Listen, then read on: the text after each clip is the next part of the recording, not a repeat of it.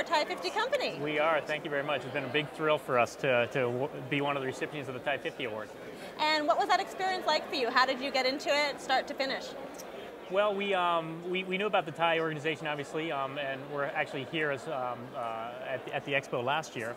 And we decided to apply for the awards because of the prestige associated with it, and went through the application process, and were fortunate enough to be selected by the committee. Fantastic. Well, tell us a little bit about what you do. Sure.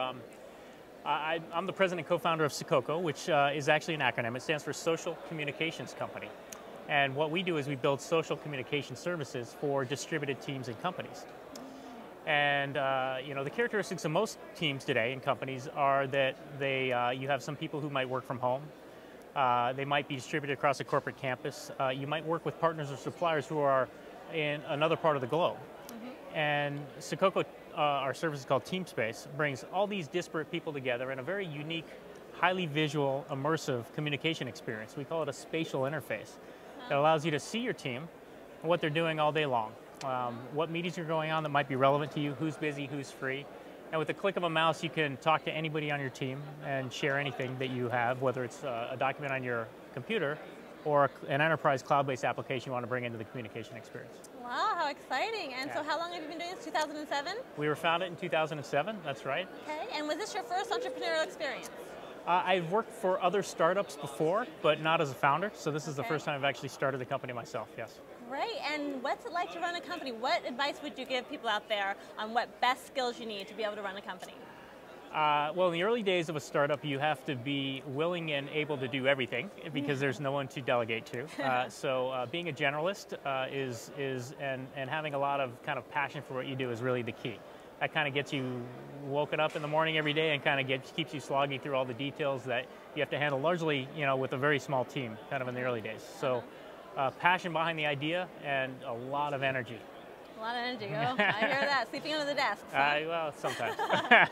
Now, with success always comes failure. So what's your biggest mistake or failure that you've had, and how did you recover? Oh, our biggest failure, I think it was probably not hiring some key technical talent early enough in our cycle. Interesting. So we were, we actually were very resource limited, so we were bootstrapping the organization, and we probably should have invested a little bit more in the very early days in a couple key areas so we could have moved our technology together in parallel more efficiently, and so as opposed to kind of serialize some of our development processes.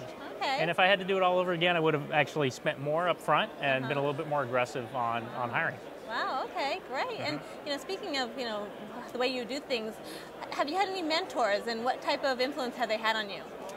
Sure. I mean, in my career, I actually have had a number of kind of bosses who've really helped mentor me, and I actually talk with them from time to time in terms of what's the best way to think about a problem, how should we look at this financing situation, how would you structure a kind of a development organization or kind of a marketing organization.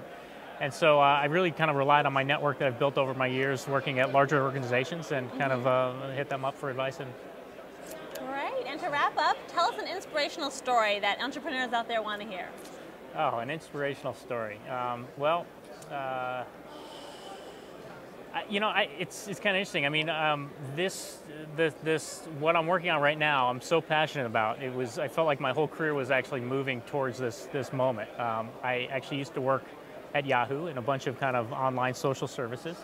And when I was approached by our co-founder, a gentleman named David Van Wee, who's our CEO, with an idea about creating a new communication experience, I felt like all of my entire career was building up to actually this point. And so I guess, I would say if you believe in something and you love what you're doing, there's no better place to be.